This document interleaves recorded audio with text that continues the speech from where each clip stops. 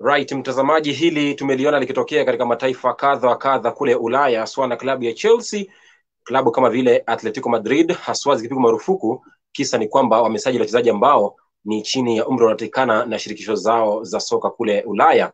Sasa hilo pia limejitokeza hivi majuzi katika taifa letu la Kenya, manake klabu ya Gor Mahia na Wazito zimepigwa marufuku ya kutofanya ama kufanya usajili wa dirisha moja la uhamisho. Kisa ni kwamba walidinda kulipa mchezaji fidia, wachezaji wawili, nazungumzia Dickson Ambundo pamoja na Agustin Otu mwezi jana Desemba na Oktoba mwaka jana. Kisa ni kwamba waliwafurusha ama waliwatimua klabuni mwao kinyume na sheria. Ndilo gumzo la kubwa leo, siku ya leo, ndani ya kipindi cha Opit Sagini. Karibu sana katika mpango mzima huu.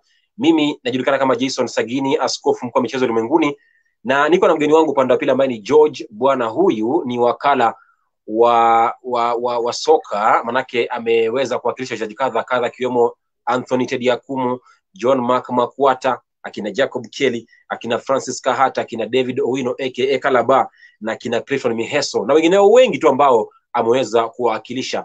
Ndiye huyu mgeni wetu leo Mtendani. Kabla ya kwenda mbali, safi, ndiye huyu mgeni wetu wa leo, anakwenda kwa jina la George Waka aka Mendes. Najua watazamaji mnajua tu akina Mino Raiola, mnawajua kina George Mendes, lakini sasa leo nawaletea Mino Raiola wa Kiafrika, Mino Raiola wa Kikenya, ambaye ni George Bwana. Bwana, hali yako ikoje?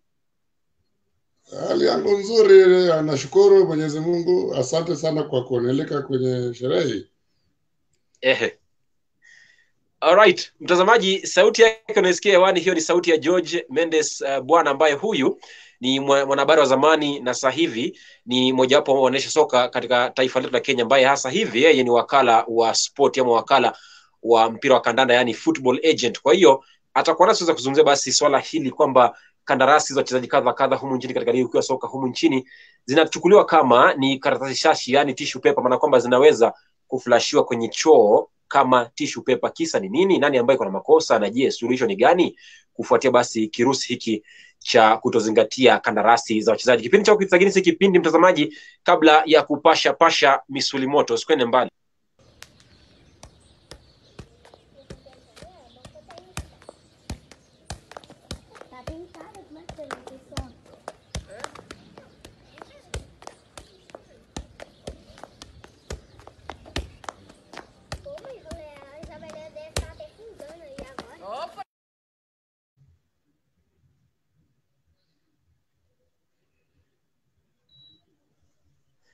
Kama sijakosea, huyo mama ni kutoka taifa la Brazil. Kama sijakosea, kama sijakwenda segemnege, huyo mama ni kutoka taifa la Brazil. Manake football is made in Brazil and Germany. Okay, sawa. Kama una swali mtazamaji, kama una usemi wote ule, kama una kauli, basi nitumie kwenye comment section, au pia kwenye mtandao wa Twitter unanipata @Jason_Sagini, @Njoroge_Dennis2. Hashtag inakuwa ni Walk with Sagini players contract, na share hapa, maana yake najua tena ni vizuri pia kushare na wenzako. Kwa hiyo kama unatazama sasa hivi mtazamaji, piga share pale kwenye Facebook, alafu inakuwa ni bomba zaidi mtazamaji. Alright, sasa tuende tuzamie swala hili la mawakala na mgeni wangu George Mendes Bwana. Unajua jina hilo George ni la babangu mzazi, kwa hiyo naliheshimu sana Mr. Bwana. Sasa tuanze kwa yule mtu ambaye hajui, who is a football agent, yani wakala wa soka ni nani haswa? A brief introduction and a description of who a football agent is. Wakala wa soka ni mtu ambaye kazi yake ni kusimamia mchezaji. Anafanya kazi kwa best interest ya mchezaji. Manake anashughulikia mchezaji. Mchezaji kazi yake ni kucheza mpira, lakini kuna mambo mengi ambayo inafanyika ndio mchezaji aweze kucheza mpira. Kuna ile kufanya kandarasi yake ndio aweze kujiunga na klabu. Vile vile mchezaji huyo anahakikisha kwamba ile kandarasi ya mchezaji ni kandarasi anayoifaa ule mchezaji. Vile vile anafuatilia kwamba kuhakikisha kwamba ile klabu ambayo imesajili mchezaji inamlipa mchezaji ridhia kulingana na kandarasi aliyoisign. Vile vile anahakikisha kuna mambo mengi ambayo kandarasi imesema ile klabu itampatia ule mchezaji. Kazi yake nakala ni kuhakikisha kwamba mambo hayo yote yametimizwa. Vile vile anahakikisha kwamba mchezaji hajakosea klabu ambayo anachezea, hajafanya mambo kinyume na inavyotakikana na ile kandarasi, kuhakikisha kwamba hizi pande zote mbili, kazi ya nakala ni kuhakikisha, wakala ni kuhakikisha kwamba pande zote mbili, mchezaji na vile vile klabu ambayo anayechezea, imepata ile ambayo ile upande nyingine ilitimiza kupata, iliadhimia kupatiana upande huu mwingine, kuhakikisha kwamba hakuna mvutano kati ya pande hizi mbili. Pande hizo mbili, bila shaka hiyo ndio brief introduction ama useme maana ya kuwa wakala wa sport ama wakala wa mpira wa soka. Aha. Shirikisho la kandanda ulimwenguni inataka kwamba mchezaji, inatusimamia sana interest ya mchezaji. Inataka mchezaji aweze kucheza mpira na aweze kulipwa ridhia. It works kwa kizungu tunasema the International Federation of Football, FIFA, works in the best interest of the player, the footballer. Kwa hivyo kazi ya wanakala kama sisi ni kuhakikisha kwamba hakuna mvutano kati ya watu hao wawili. Ni kuhakikisha kwamba mchezaji anapatiwa kile ambayo anafaa kuwa nayo. Kingine ambayo tunafanya ni kazi yetu ni tunatazama wachezaji ambao ni wachanga na tunawalinganisha na klabu, tunawashikanisha na klabu. Kuna wachezaji wengi ambao wanacheza kule nje, kule mashinani, wana talent lakini hawana uwezo wa kujua kwamba kuna klabu fulani ambayo pengine inahitaji mchezaji kama yule. Vile vilabu pia, kuna vilabu ambavyo vinataka mchezaji lakini havina uwezo wa kwenda kusafiri kwenda mashinani, kwenda masehemu fulani kwenda kutafuta ule mchezaji. Kwa hivyo ni kazi ya ule nakala kusafiri kuangalia michezo, kuangalia timu fulani, kusema hii timu nikiangalia inahitaji mchezaji wa kiungo wa kati kwa mfano, ama inahitaji striker. Na mimi kama nakala kwa mfano, nitasafiri niende labda mashinani, niende Nyanza, niende Central, ama niende nje ya Kenya, niende nje Uganda pengine, nione mchezaji fulani, kisha nije niwaambie ile klabu mimi nikiangalia kuna mchezaji fulani ambaye nimemtazama na nikiona ni mchezaji ambaye atawafaa, na kama wananiamini wataniambia nimlete ule mchezaji. So kazi yangu itakuwa ni kuunganisha mchezaji na klabu. Alright. Sasa katika swala hilo la kuwa wakala mzuri, maana yake unajua kwamba mitaani kwamba unapata kwamba kidogo kuna baadhi ya wakala ambao kidogo kazi yao kubwa, mania yao kubwa, malengo lao kubwa ni kutafuta pesa peke yake. Yaani wakishapata ile commission yao ndogo ama mgao wao, wanasepa, wanakwenda kando. Hawazingatii maslahi ya mchezaji, klabuni pale, hoteli yake ni gani, kandarasi yake nasemaje. Yaani lengo lao kubwa ni mgao wao. Sasa ili uwe wakala mzuri, wakala ambaye anaelewa kazi yake kwa ufasaha na ustadi 100%, je, anatakiwa kuwa na nini? Vigezo kama gani vinatakiwa kuwa na wakala ambaye tunasema kwamba huyu wakala ndio anaijua na anaienzi kazi yake? Wakala mwanzo ni mtu, lazima uwe ni mtu unajiheshimu. Kujiheshimu mwanzo inaanzia hivi. Kujiheshimu ni kuhakikisha kwamba unafanya kazi kwa the best interest ya mchezaji. Hivyo ni kusema kwamba utakapomuona ule mchezaji, usaini mkataba na yeye mwanzo, msikizani na yeye kwamba wewe utakuwa unamwakilisha yeye kwa kujadili mambo yake ya kandarasi na klabu yote ambayo utakayopata. Ni kuhakikisha kwamba ile ridhia ambayo utakuwa una negotiate kwa niaba ya mchezaji, ni kuhakikisha kila ambacho kitatoka pale lazima uwe unahakikisha inaendea mchezaji.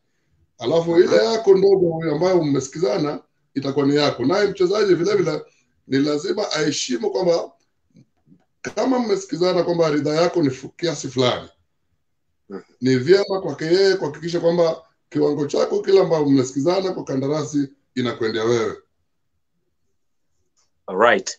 Safi, ndilo hilo gumzo kuhusiana basi na wakala mzuri na maana ya makala. Na labda wakala kumradhi.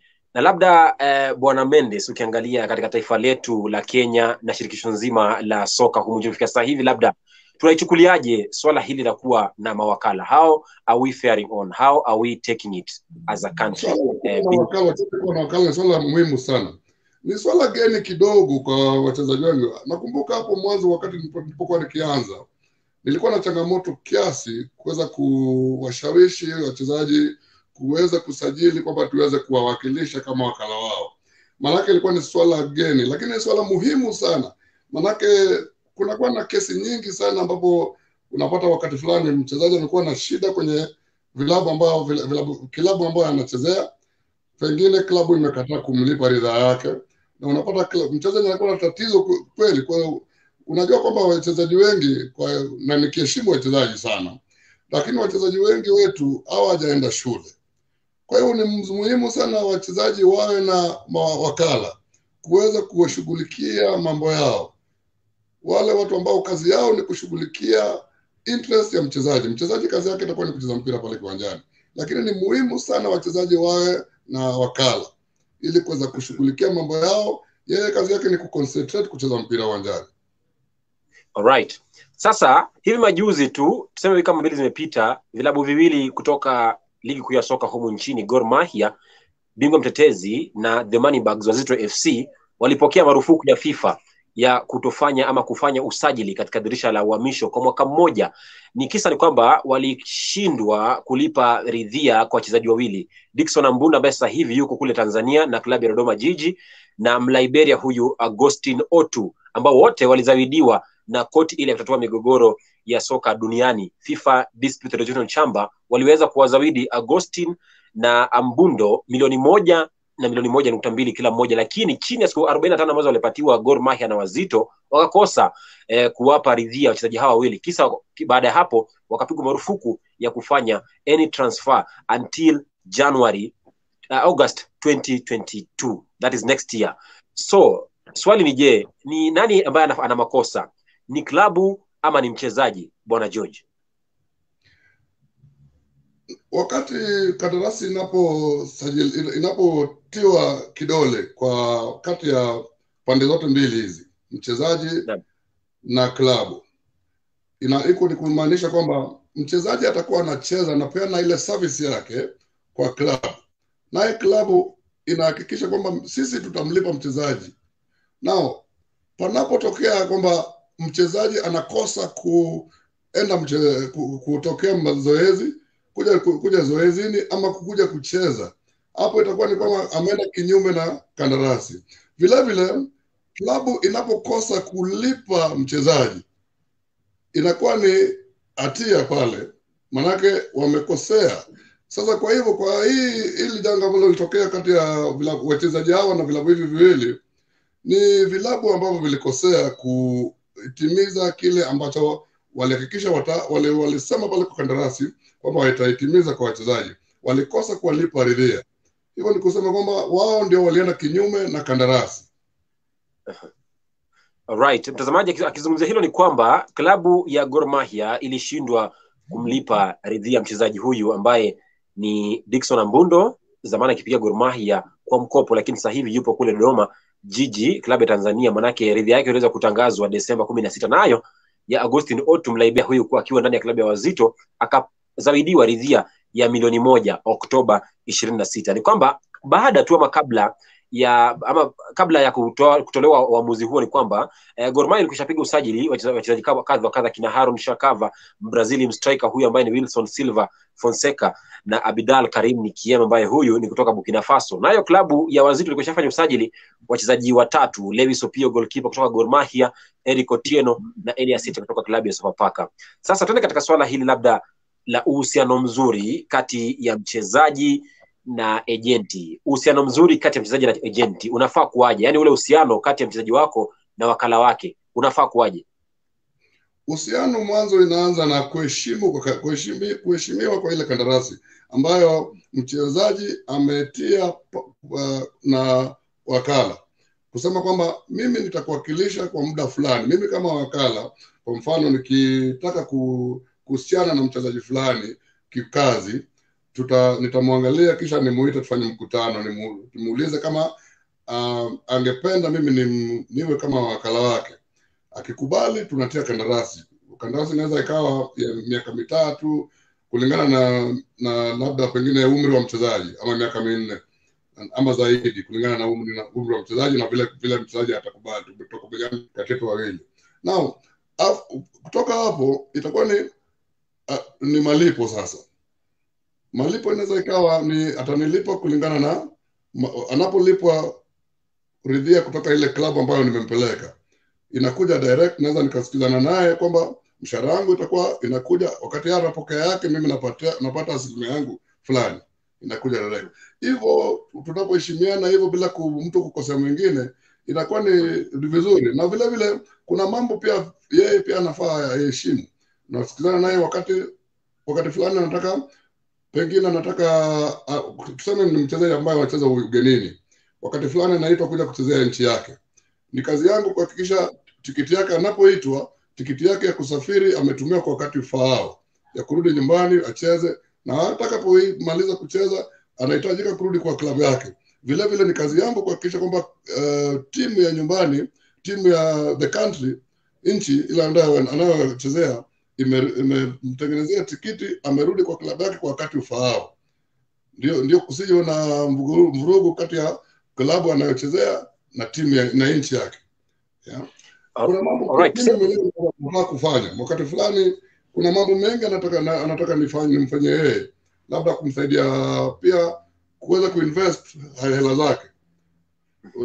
Nakumbuka kwamba wachezaji wengi wetu hapo wale hawajakuwa wakiweza kuinvest pesa yao. Wakati wanapomaliza kucheza, unapata mchezaji anaanza kuwa tena hayo, unashangaa huyu mchezaji yule kwa kucheza anapata hela vizuri, nimekuaje tena anahangaika mitaani. So wakala mzuri pia ni ule ambaye anahakikisha kwamba mchezaji amemuadvise mchezaji jinsi ya kuweza kuinvest ile hela anayopata, ili huko siku za mwishoni watakapomaliza kucheza awe na mahali ambao vitu ameweza kutegemea. Alright. Najua kwamba wewe ni baadhi ya wale mawakala wachache kutoka taifa la Kenya ambao wamesajiliwa ama wameweza kuwa registered na federation ya humu nchini. Labda ukiangalia kunakotokea migogoro kama hii ambayo Gor Mahia hapo sasa hivi, unapata kwamba kidogo mchezaji ametimuliwa katika klabu fulani, na klabu hiyo labda mchezaji yule anahisi kwamba labda klabu hiyo imekwenda kinyume na sheria kwa kumuondoa pale klabuni ambapo alikuwa anachezea. Kunapotokea migogoro kama hii, labda bwana George, nafasi ana kazi ya wakala katika kutafuta suluhisho katika migogoro kama hii ni gani haswa? Nafasi na kazi na wakala katika migogoro hii ni gani? Jambo la kwanza, wakala mzuri ni lazima pia uwe na uhusiano mzuri na klabu ambacho kila klabu yote ambayo umepeleka mchezaji. Usije ukawa unaongojea wakati mambo inaharibika ndio unaona kunasoma kwenye gazeti ya kwamba mchezaji wako amekosa kulipwa. Wakala mzuri ni ule wakati unaposajili unapeleka mchezaji kwenye klabu fulani. Ni vizuri, ni vyema uwe kila mara unafuatilia, unataka kujua, unaongea na wasimamizi wa klabu ile kujua mchezaji wako anaendelea vipi, ana shida za kinidhamu, na kama kunayo unamuita mchezaji kando, unamuongelesha, unamwambia napata ripoti kwamba kuna hivi na vile, na kama kuna tatizo yote pia yeye ambaye anasikiza anapata kutoka upande ule anakuarifu mapema, ije usije ukaongojea siku za mwisho wakati mambo inaharibika ndio unakimbia pale na hapa na pale. Ili jambo lingine kwamba hizi vilabu zetu nyingi hapa Kenya hazina sponsorship, hazina mbinu ya kutafuta hela. Wakati mwingine zinasumbuka sana kuweza kulipa wachezaji. So ni vizuri pia usiwe unamchukua mchezaji tu ndio unampeleka kwa klabu yote tu, nafikiria hii klabu labda ni jina kubwa, kumbe pengine klabu haina uwezo wa kulipa mchezaji wako. So ni vyema pia ufanye background check, ujue kwamba hii klabu kweli kama unasajili huyu mchezaji, labda mchezaji kutoka nje, kama nilivyosema kuna huyu mchezaji kutoka Ivory Coast. Wachezaji kutoka nje ni wachezaji ambao sio rahisi ku maintain kwa club. Usije ukamleta mchezaji kutoka West Africa kwa mfano, ukamleta kwa timu hapa nchini kwa mshahara ya juu, na kwa pengine timu hiyo haina uwezo wa kulipa mshahara hiyo. So ni vyema pia wewe uangalie mwanzo kabla hujapeleka mchezaji kwa timu fulani. Ufanye background check, kukumbuka hii timu itaweza na uwezo kweli ya kulipa mchezaji wangu huyo. Yeah. So then kama nilivyosema hapo awalini ni kwamba ni vyema uwe ukifuatilia kila mara kujua ni nini, kunaenda vipi. Na kila mara mchezaji asipolipa, wewe lazima uwe unajihusisha pale, isiwe inafika kiwango pale. Maana wakati kuna huu mvutano, pengine mchezaji hajalipwa kwa muda fulani, huyu mchezaji anainga ana bili za kulipa, wengine wana mafamilia. Kama ni mchezaji kutoka Kenya amerudi kwao, mchezaji sio mchezaji kama acheze mpira. Wakati ule anapoteza wakati acheze mpira kwa kula, akingoja pengine mmeanza kupigana naye, mnapeleka klabu FIFA, kwa wakati mnangoja alipo, unakumbuka mchezaji acheze mpira, fomu yake inadidimia, inarudi chini. So ni vyema kama wewe ni wakala mzuri kuhakikisha kila mara uko katikati, unajua ni nini inaendelea kati ya timu hii ambayo imesajili mchezaji wako na mchezaji wako. Alright, labda kama wakala ambaye alianza kazi hii mwaka 2014, una miaka 7 ya kufanya ama kuweza kuwakilisha wachezaji kadha humu nchini na hata barani Afrika, labda unaweza kumbuka labda some of the incidences where you had an issue, labda kulikuwa na tatizo fulani na mchezaji wako, labda kuliendaje? Tukumbushe labda kuna moja ambayo unaikumbuka, ni ipi? Nimekuwa na mifano nyingi, moja hapo ni Clifton Mieso. Clifton Mieso alikuwa klabu moja nchini Afrika Kusini ambayo inaitwa Golden Arrows. Na Clifton Mieso alikuwa na shida ambayo sijawahi kuona kama hiyo. Siku moja Clifton ananiambia, nipigia simu hapa nyumbani, anambia George, wasimamizi wa klabu wameniita ofisini jioni hii, wakanambia kwamba nitie sahihi hapa kwamba hawana pesa yangu yote na kwamba mimi siwadai chochote na wao wanidai, kwa hivyo tumemalizana. Na kuna jamaa wawili wakatokea pale ofisini na wamekuja na bunduki, wakamwekea bunduki kichwa, wakamwambia wewe sahihi, andika hapa kwamba we don't owe you anything. So mimi nikamwambia fanya hivi, kama hivyo ndio wanasema under duress, manake watu wameingia na bunduki, huwezi jua ni watu wana nia gani. Wewe sign, alafu akupe kopi ya hiyo kandarasi, alafu ondoka, nenda mahali kama ukaolale, kesho asubuhi chukua ndege uje nyumbani. So kumekuwa na visa vingi, lakini hili ya Clifton Mieso ilikuwa ni ya kuitisha sana. Mchezaji kuambiwa kwamba wewe ondoka hapa, hatuna deni lako, na wewe hatuna deni lako, andika hapa kwamba hatuna deni lako, na kuna jamaa wanatokea pale ofisini wawili na bunduki, na mwambie fanya hivyo, ala sivyo wewe tutakumaliza sasa hivi. So hiyo ni mambo ya kutisha. Kuna mambo mengi ambayo yamefanyika kama hiyo, lakini ya kutisha sana ni hii ya Clifton Mieso. Labda ukiangalia Bwana George, kabla ya kusoma jumbe za mtazamaji, labda wachezaji wetu wanakosa ile knowledge, wanakosa education wanapotia kandarasi hizi. Sio tu wachezaji wetu, si jambo ambalo ni kigeni tu kwa unique kwa wachezaji wa Kenya tu. Wachezaji kwa jumla hata ulimwenguni kote, wengi kusema kweli, na nawaheshimu sana wachezaji wengi. Unajua pia Mungu akupi kila kitu. Mungu akupa talanta kucheza mpira, pengine masomo inakuwa ni si wengi wanaenda shule. Wengi wanapocheza wakifika kiwango fulani wanawachana na mambo ya shule, wanaenda kucheza mpira, wanafuatilia mpira ile. So si wachezaji wa Kenya peke yake, ni kitu ambayo linafanyika ulimwenguni kote. Lakini la muhimu ni kwamba mchezaji lazima ni mzuri, ajishe na watu ambao wana mean well kwake na wanakala sana. Wakala ni watu wazuri, watafute wakala mzuri ambaye atamwakilisha na atashughulikia mambo yake. Alright. Tutazidi kuzamia swala hilo la elimu ya wachezaji kispoti wanapotia kandarasi saini, kandarasi hizi ama wanapotia saini kandarasi kama hizi ambazo kidogo huenda hapa baadaye. Ya pili, hata anaposajiliwa na wakala fulani, ni muhimu pia mchezaji aweze kusoma ile kandarasi ambayo pengine mara nyingi kandarasi hiyo imeletwa na wakala mwenyewe. So ni vyema pia mchezaji mwenyewe atafute familia yake, kama yeye mtu hajasoma, atafute familia yake ambaye amesoma, aweze kuangalia hiyo kandarasi vizuri, kisha awe na kopi yeye mwenyewe ya kandarasi, awe nayo. Ni vyema awe na hiyo kopi, maana chochote kinaweza kutokea. Jamaa aweza nenda karuko. Uliona kile kilifanyikia ule mchezaji wa zamani wa Arsenal, Ebue, alipokuwa na klabu moja ya Uturuki, na alikuwa amepelekwa hiyo klabu na wakala fulani, kisha yeye mwenyewe hapo katikati akaruka, akakataa kumlipa ule wakala. Ikawa ni wakala sasa amempeleka FIFA pia na yeye. Sasa ikawa ni mvutano mpaka Ebue akakuwa band, mpaka leo Ebue hajarudi kucheza mpira mpaka leo. Kwa hivyo pia na wachezaji wanaposikizana na wakala kwamba atamwakilisha kufanya kazi zake za nyuma pale za apart from football, ni vyema pia yeye meet part of his bargain, alipe ule wakala ridha yake. Manake pia FIFA pia ina work for fairness. Mawakala pia wana haki ya kuwapeleka wachezaji kotini, Court for Arbitration for Sports, FIFA, mchezaji anapokosa kumlipa wakala. Kwa hivyo ni vyema pia wakala alipwe ridha yake ndio aweze kufanya kazi vizuri kwa mchezaji.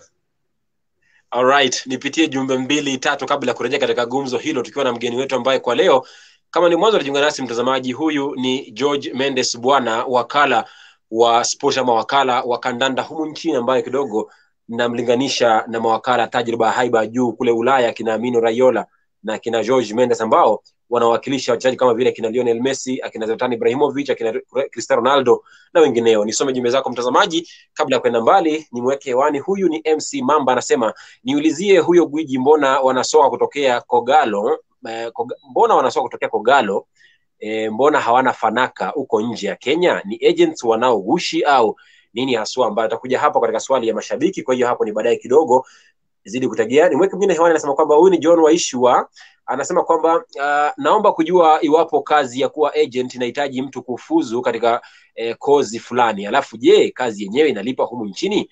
Kwa sababu hatujawasikia mawakala wengi nchini. Maswali mawili mazuri sana, kwa hiyo atakuwa anajibu baadaye kidogo, lakini nipitie wengine hapa kwenye mtandao wa WhatsApp. Walikuwa wengi tu kabla ya kipindi kuweza kuanza, na muona huyu ni Siambi Migula Cedric, anasema kwamba I can't afford to miss the show, asante sana. Alafu Timothy Kimutai kwamba anasema kwamba we never miss, na kuona pia Julius Odera anasema kwamba tuned kabisa from Saudi, asante sana. Pale WhatsApp nipitie 2-3 kabla ya kurejea kwenye kipindi.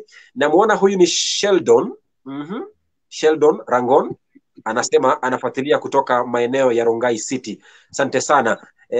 Kuna Neshke pia anasema kwamba anafuatilia kipindi, na muona mtoto wa mwalimu pia anafuatilia kipindi. Kuna wengi tu ambao wanasema nami, nitakuwa nazisoma tunapozidi kusonga na kipindi cha leo mtazamaji. Kama ni mwanzo unajiunga nasi mtazamaji, hili ni gumzo kuhusiana basi na kandarasi za wachezaji ambazo kidogo mara mingi huwa zinafanywa kama karatasi shashi, yani tissue paper, kwa maana kwamba they are just flushed into toilets like tissue paper. So what is the problem? Who is the problem? And where is the antidote to this deadly virus to our local football? Katika swala hilo la elimu, bwana George bwana, nataka kujua labda wachezaji wetu labda je, hawaelewi rights zao ama kunaendaje? Ukweli wa kwamba wachezaji hawaelewi rights zao. Kile nataka kusema pia, wachezaji hapa nchini sasa hivi naona wako na muungano wa wachezaji. Ningetaka sana kuwahimiza wachezaji wetu pia waweze kuingia katika ile muungano wa wachezaji. Ile kuna players union ambao iko na former players ambao wamesoma na wanaweza wakawa direct wa wachezaji. Kingine ningewahimiza wa leaders wa unions za wachezaji kwamba waweze kuorganize regular seminars kuweza kuelimisha wachezaji on rights. Wachezaji waelimike. Ndio ni wachezaji, kazi yao ni kucheza mpira pale kiwanjani, lakini ni vyema wawe pia wanajua haki yao kwa klabu. Unaposajili unapotia kidole kwenye ile kandarasi, haki yako ni gani, na wewe pia ni nini ambayo hufai kufanya ambayo inaweza kukosesha kazi kwa ile klabu. Unajua pia klabu ina haki ya kupeleka mchezaji kotini kwa FIFA kusema kwamba huyu mchezaji amekataa kuja mazoezi. FIFA ina work in the best interest of mchezaji, lakini vile vile pia FIFA is very fair to clubs pia. Maana hizi club ndio zinalipa pia. Club ni mwajiri. Maana mwajiri, kama wewe umeajiriwa mahali, wewe kama mfanyikazi ukiajiriwa mahali, na wewe vile vile ule mwajiri pia kuna kitu ambacho ana expect kwako. Unapokosa kuja zoezi, unakosa kuja siku ya mchezo uonekane, unakosa kuja pengine timu imeorganize event fulani kwa mdhamini wao na wewe uonekane pale. Mdhamini anataka kuona wachezaji kwenye wakitokea kwa labda wameorganize CSR, na kama wewe mchezaji huonekani, klabu ina haki ya kukuadhibu ama kukosa kukulipa. So ni vyema pia wachezaji wajue kwamba klabu pia ina haki fulani. Hizo haki ni gani? So ni vyema pia hawa wachezaji wetu waweze kuwa members wa hii union ya wachezaji wa zamani na wa sasa, ndio kukiwa kutokea jambo, apart from sisi wanakala kuweza kuwashughulikia, na wao wawe wanajua haki zao. Alright, kuna gap kubwa sana ama kuna daraja kubwa sana linafaa kuunganishwa. Yani there is a big gap between players, federation, stakeholders and everyone that is involved in football. Kwa maana kwamba ukiangalia tumezungumzia swala la elimu kwamba kidogo wanakosa ile elimu na pia wanakosa kujua rights zao ni kama gani. Kwa hiyo ili kuunganisha vitu vyote viwili hivyo ni kitu kimoja, yani to bridge this gap between stakeholders and the players and everyone, what should we do? What we should do, number one, nafikiri ni changamoto kubwa ni kwa federation na corporates. Sasa hivi nchini hapa tuko na betting companies nyingi ambazo zina sponsor vilabu nyingi. Ina sponsor federation, ina sponsor league. Tuna betting company ambayo ina sponsor vilabu viwili vikubwa nchini hapa. Kuna Gor Mahia na AFC Leopards zina mdhamini mmoja. Vile vile najua timu ya Mathare na mdhamini fulani ambao pia ni betting company. Mimi ningeonelea kwamba hizi betting companies na hizi wadhamini wengine ni vyema pia wawe na mpango wa kuelimisha wachezaji kwa haki zao na mambo mengine.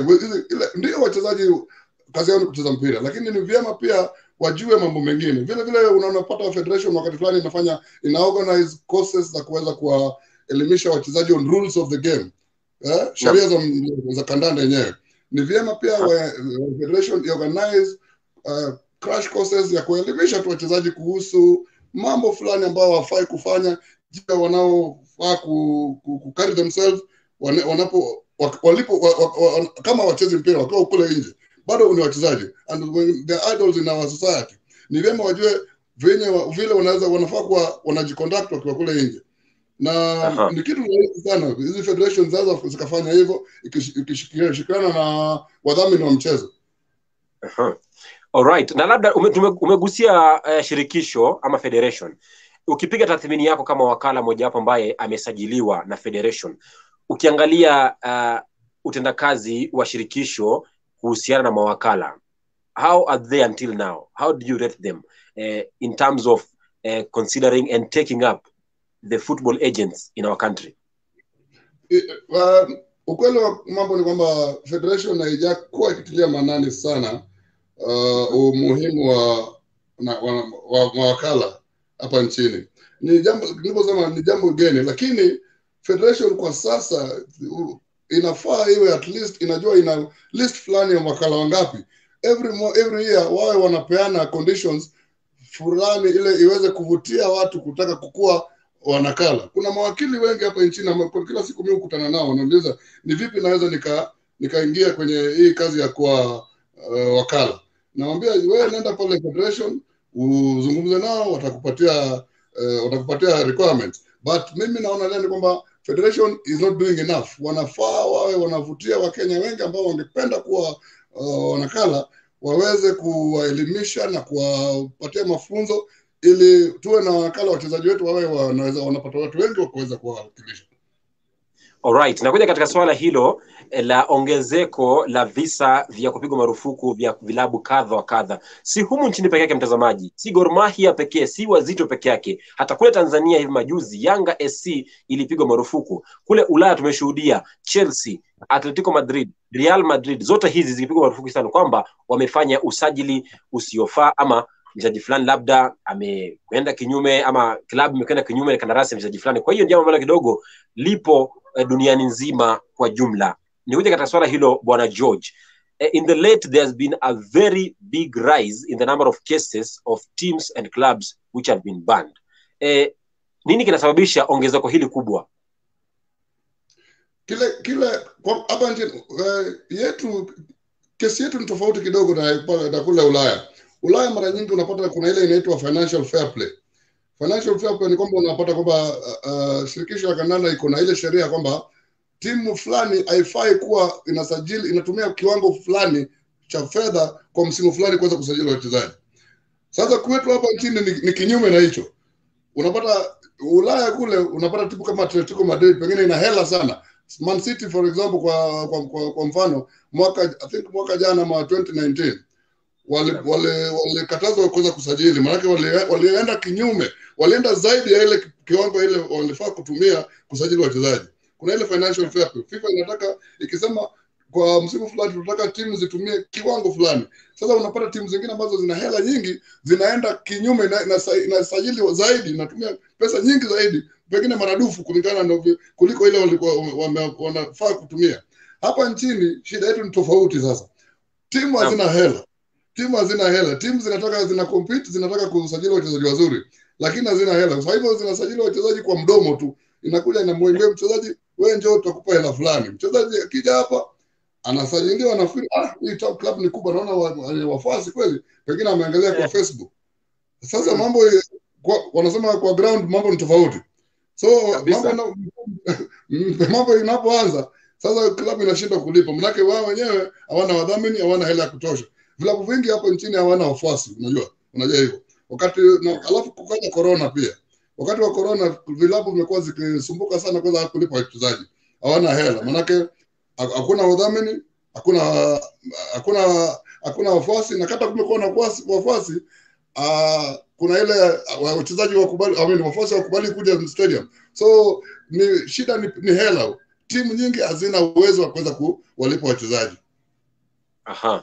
Alright, kabla ya kusonga mbali mtazamaji, ni kupi basi fact file fupi tu kuhusu wale ambao wamepigwa marufuku na nikana ambao kidogo kulipwa kwa msimu fulani. Ni kwamba hapo awali, kabla ya kesi hii ya Gor Mahia na Wazito, awali misimu kama miwili imepita hivi, AFC Leopards iliweza kupigwa marufuku baada ya kuambiwa kwamba waweze kumzawidi Soter Kayumba milioni 1.7. Hii ilikuwa ni mwezi Februari mwaka 2021 mwaka huu. Gor Mahia nao pia na Dickson Ambundo, klabu kama vile KCB wakihusiana basi na kutolipa ama kumlipa mchezaji huyu Gabriel Mugabo milioni 1.8. Wazito iko hapa hivi, akina Paul Akwa, akina Isofu Burhana, Mansur Safi Agwa Uganda, Agustin Otto Liberia na Piscas Muhindo wa DRC. Wote hawa wakigharimu Wazito milioni 6 kwa jumla. Kisa ni kwamba wameweza, hii ni marufuku kuweza kupatiwa na FIFA kwamba muwalipe wachezaji hao wote, wachezaji watano milioni 6. Ambalo ningeongezea sakini pengine kwamba kuzuia visa kama hivi. Vilabu vyetu vinajua vizuri kwamba hatuna uwezo wa kuwalipa wachezaji kutoka nje kiwango fulani ambacho watahitaji. Ili ni changamoto kwa vilabu vyetu na wasimamizi wa vilabu hivi. Ni vyema tuwe na academy zetu hapa nchini. Tuwe na wachezaji wa kukuzwa hapa nchini. Wachezaji wa kukuzwa hapa nchini wanakuwa ni rahisi kuwatunza na kuwalipa. Hawahitaji pesa nyingi sana ili kuweza kuwasajili. So ni changamoto kwao. Tuwe na academy zetu hapa na tusajili wachezaji wetu hapa nchini. Talanta ipo hapa. Sio lazima tuende Algeria, sio lazima tuende Cameroon, sio lazima tuende Ivory Coast tuweze kupata wale wachezaji. Maana wale wachezaji tunapoleta hapa inakuwa ni vigumu kwa maintain hapa. Bei yao ni ghali. Hatuna uwezo wa kuweza kwa maintain hapa.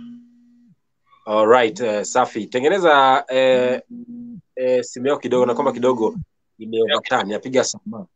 Unapoitengeza nisome jumbe za wale watatu hapa. Namuona Don Jaka all the way from India anasema ako ndani. Show ilishaanza Don Jaka. Show ilishaanza Don Jaka. Anasema anafuatilia kutoka kule India. Asante sana. Huyu ni mwelekezi wa kipindi huyu. Don Jaka all the way from India anafuatilia kipindi. Namuona huyu ni nani? Esther Gadhoni anasema kwamba anafuatilia kipindi. Na kuona senior Archbishop Gor Mahia Oscar Sudi anasema kwamba niko ndani ya kipindi, asante sana. Itoya Daingo anasema kwamba anafuatilia kipindi. Clinton Mudaki, na muona Elvis Owor, na kuona Shadrack, na kuona Shafin Zele, Ronald Okoth mchezaji zamani wa klabu ya Gor Mahia na sasa kidogo pia anafuatilia kipindi, na wengi sana ambao ndani ya jengo hapa kina Hillary wote wanasema kwamba kidogo show iko nzuri tena sana. Unafurahia matangazo na pia unafurahia mgeni ambaye kidogo ana tajriba na ana ueledi wake katika mchezo huu wa soka, haswa katika ulingo huu wa kuwa wakala. Niuje katika swala hili la vilabu. Tumezungumzia sheria za kuweza kuzingatia unapotia kandarasi, unapomtimua mchezaji fulani. Labda katika swala hili kuna mmoja hapa kwa jina la Jeremiah Lechuna Lichipano za kwamba are our teams ignoring the rules?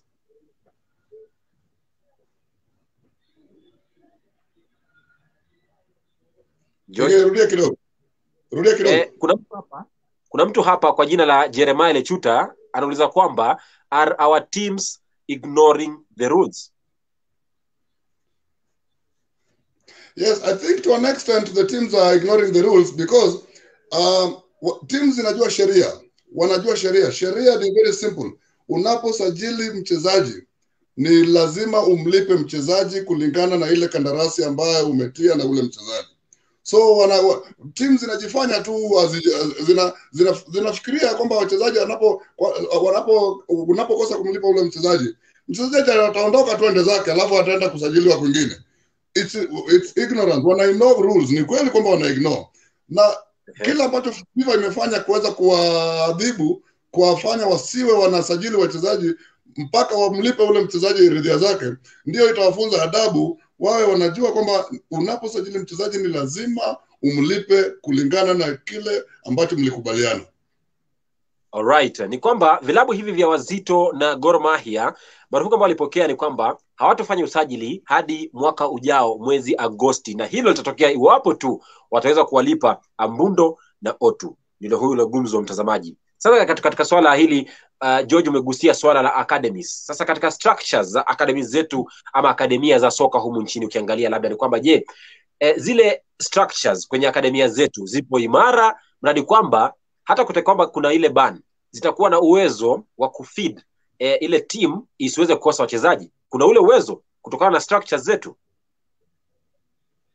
Ukweli wa mambo ni kwamba vilabu vyetu havitilii maanani kwa jambo la academies ama youth teams. Gor Mahia kwa mfano, timu yangu ya Gor Mahia inayo youth team, lakini kuseme ukweli kwa miaka mitatu iliyopita ni wachezaji wangapi ambao wametoka youth team wamekuwa promoted kuja kuchezea senior team?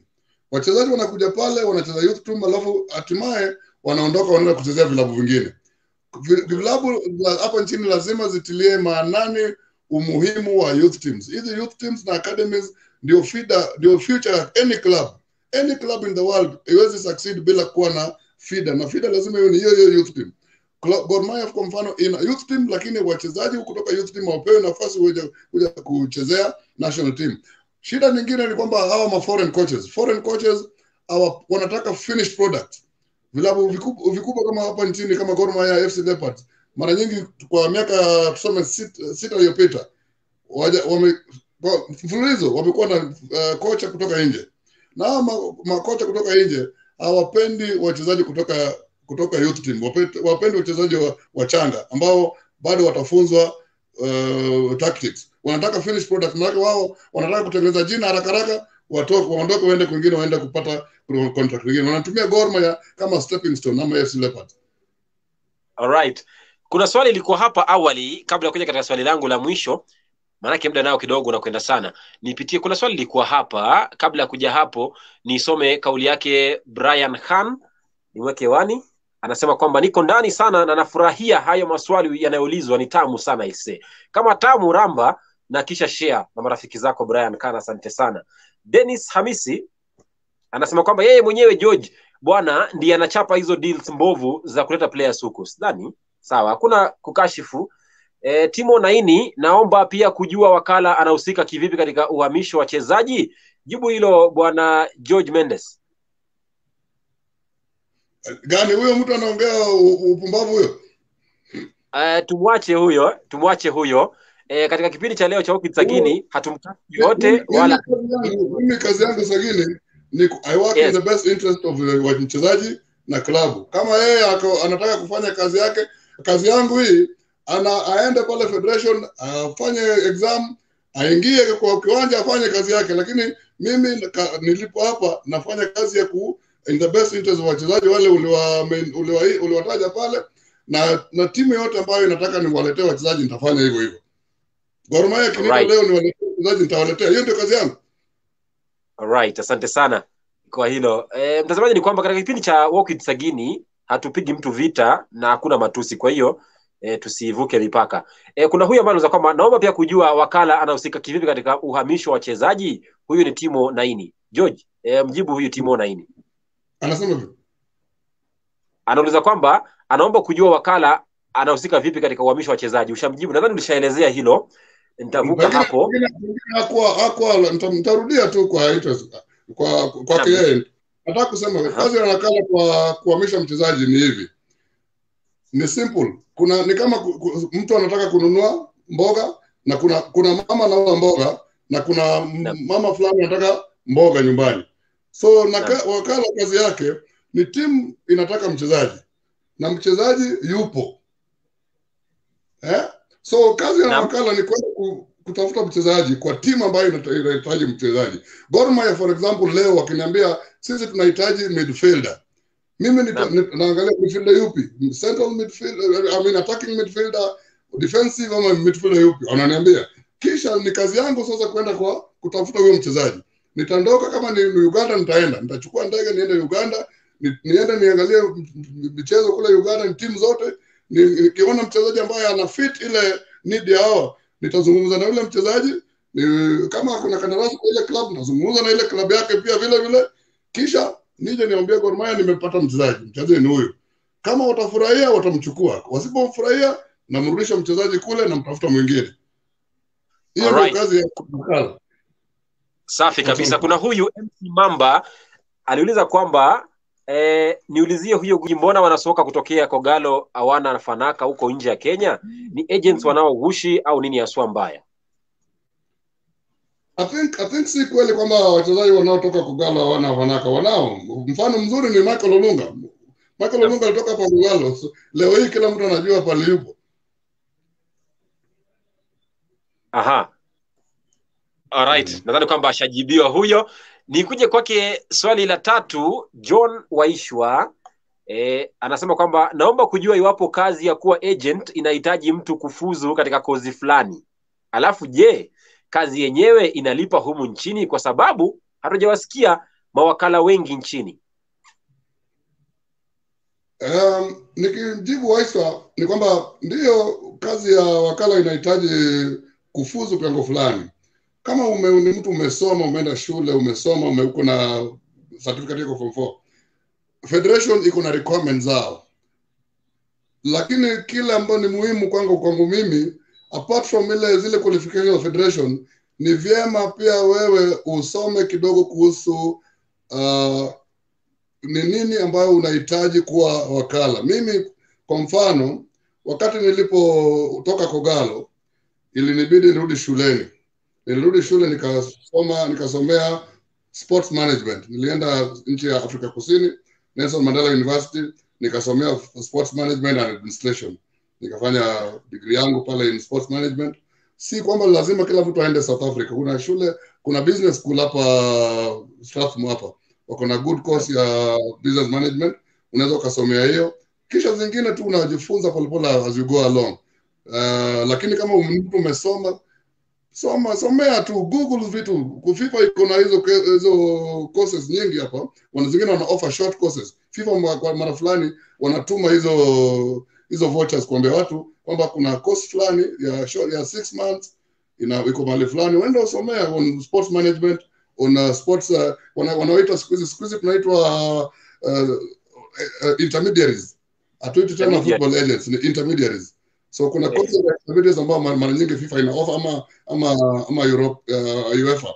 So unaweza kuzifanya hata online, si lazima usafiri, maana kuna pia cost involved.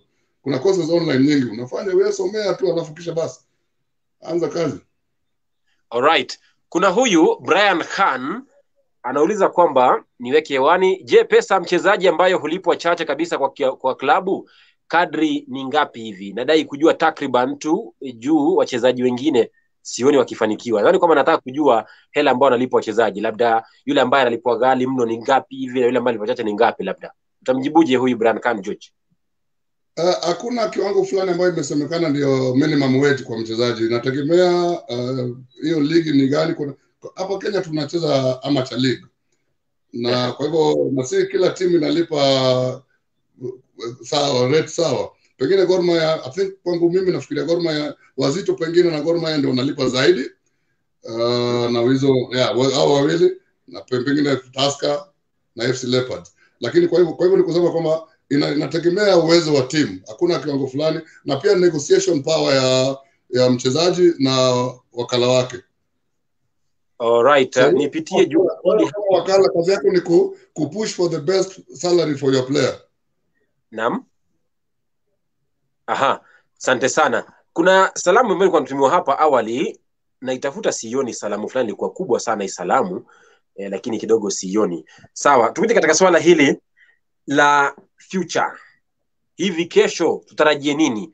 What should we expect in the future with all these bans, with all this mistreatment of our players in terms of contract issues? What should we expect in future? What we should expect first is more bans, as long as clubs hazizingatii umuhimu wa kandarasi. Lazima clubs ziheshimu kandarasi ya mchezaji. Unaposajili mchezaji kazi yake ni kuchezea. Na iwapo mchezaji amekuchezea, amekuja zoezini bila kukosa, amekuja kucheza siku ya mchezo bila kukosa kukuja, ni muhimu kwamba vilabu vilipe wachezaji ridhaa yao. Na iwataka kukosa kuwalipa, sisi kama wanakala tutakosa kuwapeleka FIFA. Manake it is our job kuhakikisha kwamba mchezaji hali yake imezingatiwa na mchezaji amepata ridhaa yake. Kuna swali tumiwa hapa kwenye mtandao wa WhatsApp. Huyu ni Waweru, anauliza kwamba most of our players fear talking. How should we cure this? Because when they fear talking, they have this notion that labda siku zijazo hawatapata klabu nyingine. How should we cure this? The cure is very simple. Wachezaji lazima wakuwe kwa union ya ile wachezaji, na iko sure kuna moja hapa nchini kwa mfano nakumbuka, na naona kuna wachezaji wazuri sana kama Innocent Mutiso wanatetea sana wachezaji. Kuna mchezaji kama alikuwa anacheza Gor Mahia zamani anatetea sana wachezaji. So wachezaji wawe na union yao. Wawe na union ya wachezaji ambao wanacheza na wa zamani. Kuna hizo union, washikane pamoja. Kunapotokea shida yote wanaweza kuwatetea. Vile vile kila mchezaji ana wakala. Ana wakala, na ni wakala ambaye anamuamini, na wakala ambaye anamfanyia kazi kwa bila kumgonga. All right. Queen Waweru anasema live, anasema nafuatilia ndugu yangu. Asante sana Queen Waweru kwa kufuatilia kipindi cha leo. Kabla ya kusoma nyingine hapa, naona MC Mamba anasema kwamba congratulations to you. You have explained every detail perfectly. Thank you very much also for tuning in, Mr. MC Mamba. Nashukuru sana. Sasa katika swala hili la kuwa na migogoro mingi kama hii, tumezungumzia migogoro kadha, nani wenye makosa, solution ni gani? Sasa labda where does all these bans and all these confrontations and all this saga, all this fight, where does all this leave the player? The player ultimately, kesi inapoenda FIFA, ni lazima mchezaji atalipwa. Manake FIFA wanaweka ile ban kwamba klabu ambayo inakosa kumlipa mchezaji haitaruhusiwa tena kusajili mchezaji mpaka wamlipe ule mchezaji wa zamani ridhaa zake. So mchezaji huyu ambaye amekosa kulipwa ultimately lazima atapata hela zake. All right. Kufikia hapo mtazamaji, sina la ziada. Niseme tu shukrani za dhati sana mtazamaji kwa kutegea kipindi cha leo, na shukrani pia za dhati Bwana George Mendes aka Mino Raiola wa Kenya. Nashukuru sana kwa muda wako kuzungumza nasi, basi tajriba, kutuelimisha. Maana hata mimi kuna kidogo nimejifunza mawili matatu katika kipindi cha leo. Kwa hiyo all I can say is a big thanks for making time for us to educate us and also entertain us. Na endelea kuhudumia wachezaji wasiumie. Kama uko hapa, nashukuru sana kwa nafasi hii umetupa kuweza kuwasiliana na wadau wa mchezo, na pia vile wachezaji, na nina imani kwamba pengine wale ambao wamesikiza umuhimu wa kuwa na representatives. All right, the best way to pay you, Mr. George, because I don't have a token to pay you, the best way to pay you is to tell us about your company, because najua kwamba una kampuni fulani ambayo inakwenda kwa jina la Airtime Communications. Just tell us briefly what you do there and if anyone needs help, how they can reach you. Airtime Communications is basically a sports management company. We do sports consultancy and predominantly talent management. We do talent search and talent representation. We are based in Nairobi West, Coco Plaza, first floor. Labda nambari ya simu na online kupataje katika 721 ndio 494 538. Hawaja kusikia, labda rudia kwa mara ya mwisho. info@aircom.co.ke. Safi. Utanipa alafu nitaweka pale kwenye Facebook, wataweza kuiangalia na wataweza kutembelea wale ambao wanahitaji kuweza kutafuta ushauri wa nasaha waswa wa kispoti. Pokea salamu bwana George Mendes kutoka kwake Diana Yona. Yupo Marekani kule, anapokea mafunzo ya FIFA. Anasema kwamba nikusalimie sana. Mlikuwa nayo wakati mmoja. Diana Yona. Msalimie sana rafiki yangu. Okay. Thank you very much all viewers kwa kutenga muda kututazama mtazamaji, na wale wanaoweza kushare mtazamaji kwa njia moja nyingine. Nasema shukrani za dhati sana kwa mwelekezo wa kipindi Dennis Njoroge, yule ambaye anafanya graphics Jeremiah Chipai, na pia Don Jaka. Nasema asante sana. Nawe pia mtazamaji asante sana kutegea kipindi cha leo mtazamaji. Hadi wiki ijayo, maana wiki ijayo pia nitakuwa na kipindi kama hiki cha kuzungumzia swala hili la mikataba ya wachezaji, haswa nikiwa na former players na pia nikiwa swala labda na yule wakili mmoja wa kispoti kuweza kuzungumzia basi katika sehemu ya pili ya the players contracts ndani ya Walk with Sagini. Mimi sina la ziada, ndio Jason Sagini, askofu mkuu wa michezo ulimwenguni. Kama ilivyo ada mtazamaji, michezo siku yote ni sisi na michezo ni yetu. Kuwa na usiku mwema, inshallah majali wa kesho pia ni siku tupatane viwanjani. Kwa heri, kuwa na usiku mwema. Thank you.